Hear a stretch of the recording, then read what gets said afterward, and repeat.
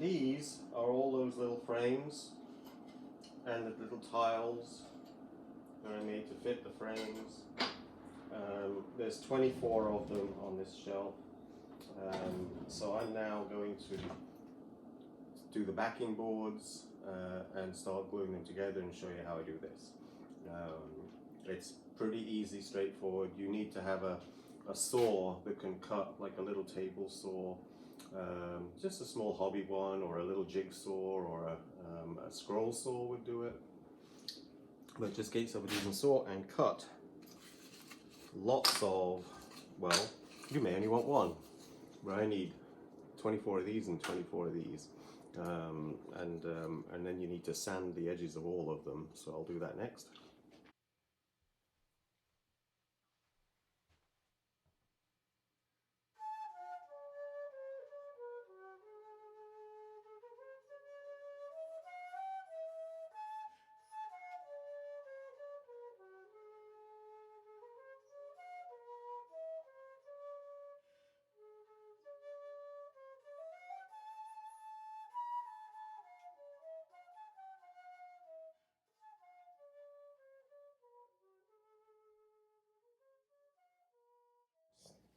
Irritating cough with COVID. Anyway, I have to make a backing board, which is what I've been doing, to hold all this lot together. So you can tell you've got a little gap all the way around each tile. This has to be big enough so that it will glue the tile and the center tile, and you know, just adding a little color in that little area there, basically. So what I do is place that in the middle, turn it over, and very carefully with this little thing, I just have to rough it in a bit. I don't want to touch the actual frame, because I know I have to go a little bit bigger and I take the frame, the tile off. You could use a pencil to score this if you wanted to. That's just to basically give me an idea of where it's got to go.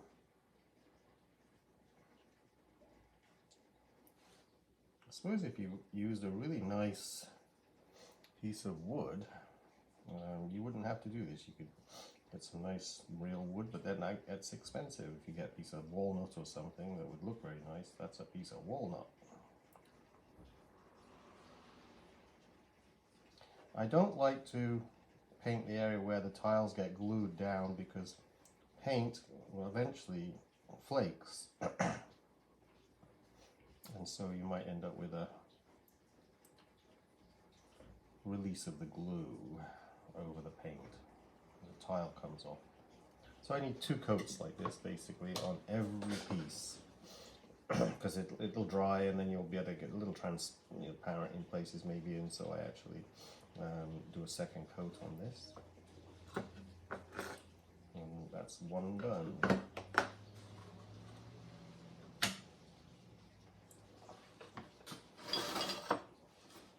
So I have a lot of these to do. So again, just turn it over, level it up a little bit, turn it back over, rough it in. The frames are very similar in size, but there is a little difference on each one. I think that will be just enough there. And then I just go a bit bigger when I actually paint it in.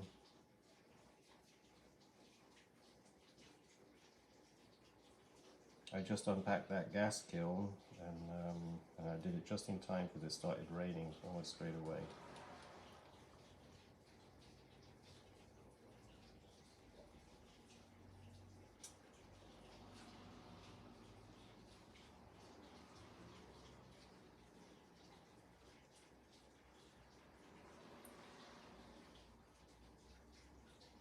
Just leave enough for gluing the center tile.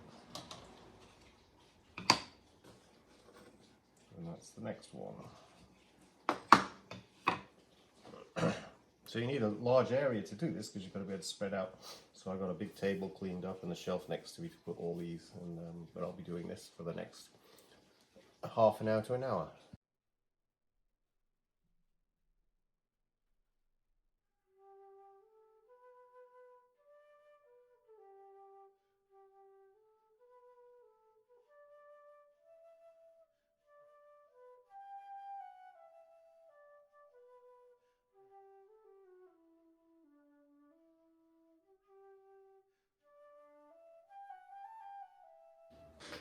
Okay, these are drying. They basically it's raining a lot, so it'll take a while. But I can't put those face to face like that yet because it might touch a wet area on there. But I am going to be able to glue them on the backs. And what I use for that is this Lepage. Oh, that came off. One of the things that frustrates me about this glue. It's Lepage glue. If they're watching the video, which I doubt, they should make this glue so it doesn't get so stiff inside there. You can't get it out. I have to cut the top off, and then I use a little scoopy thing. This is an ice pole pop kind of thing. Nasty stuff. But you have to literally scoop it out of this thing. And then look how stiff it is. I mean, it just, the other stuff is fine. It actually will come out quite easily.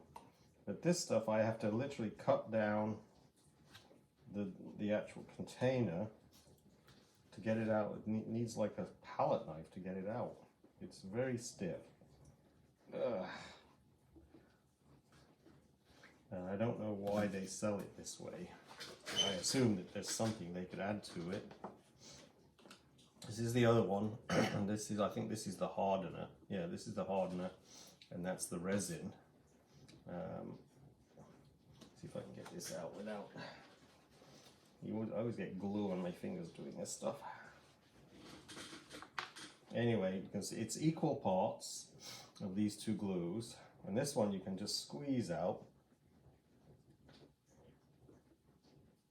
And only put out enough that you know you can use. So then, very quickly, this stuff will set in 5 minutes after I do this. So I can probably put together about 4, maybe 5 of the frames with one mix.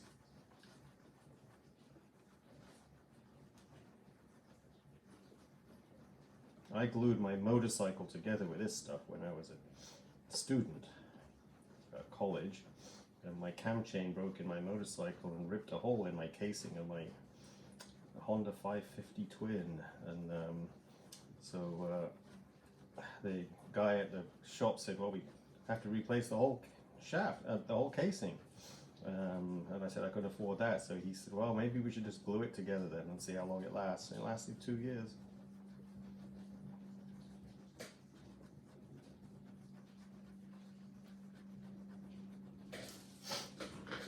So what I do, as quick as I can now at this point, is I dab some on each corner.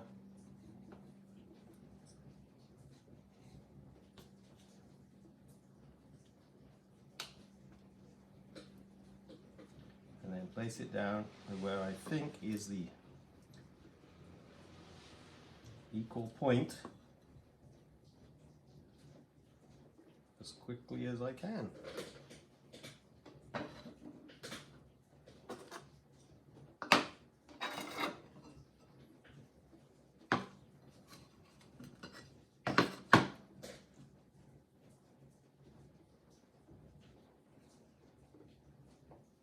Better have too much than too little. What's that fly doing there?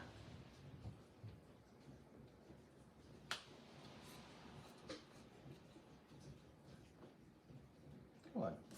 It must be half dead or something because it's just sitting there. Oh, I bet maybe. It's cold outside today.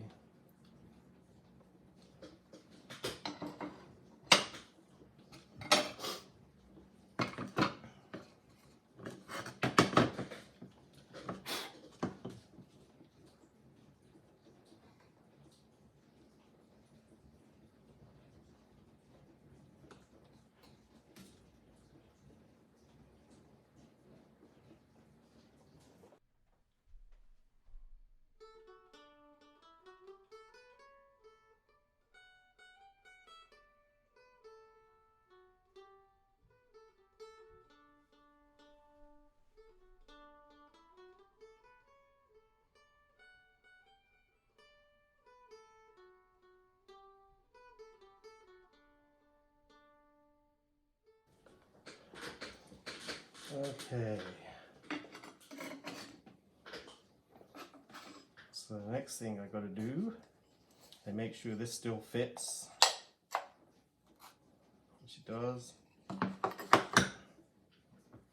I then glue a little extra piece of wood at the top of here, because I'm going to screw a hook on here. I used to glue the hooks on, but this is a little heavier than just a regular tile, so I like to put an extra piece of wood so I can put a screw into that.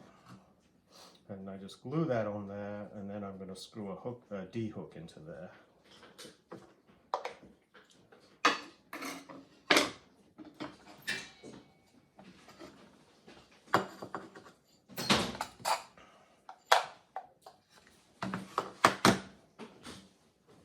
So just a little bit of glue, put it on there.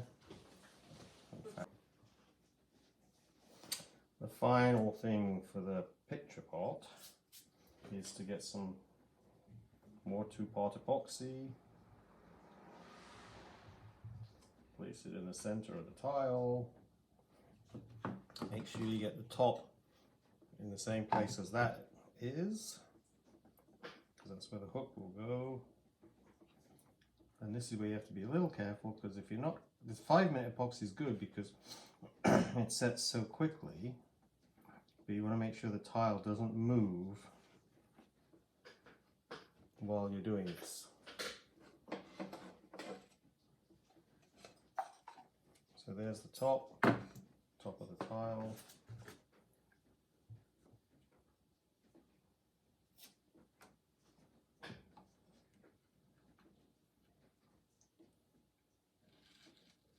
That's a little bit bigger gap around the tile than I usually do. But these frames were made probably 2 years ago.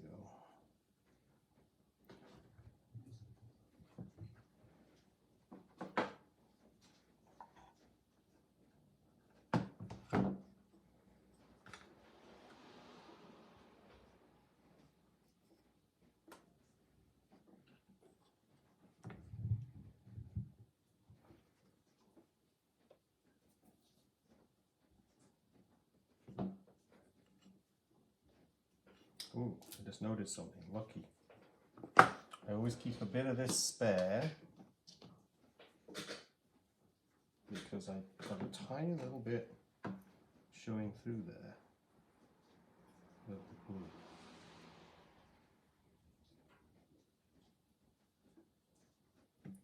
So I don't put the paint away until I finish this, just in case the wood moved a little bit.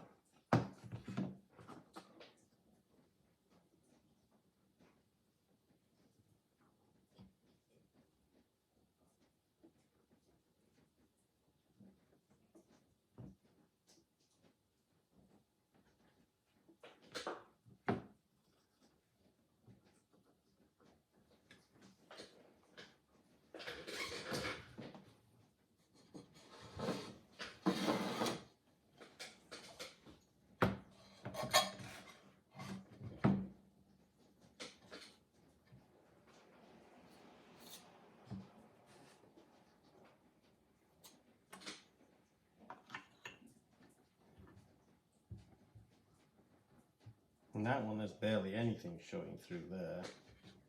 I don't have to worry about it moving.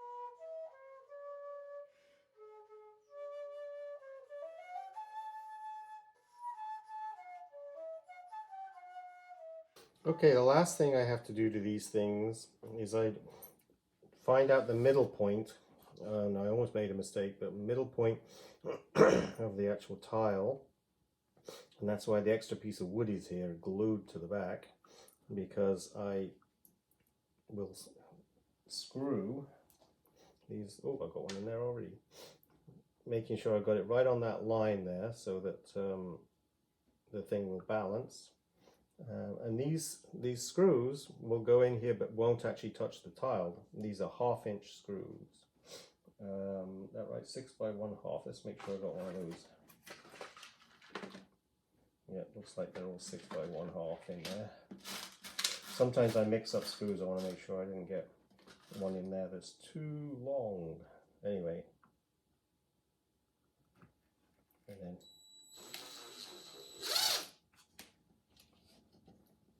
I don't over screw.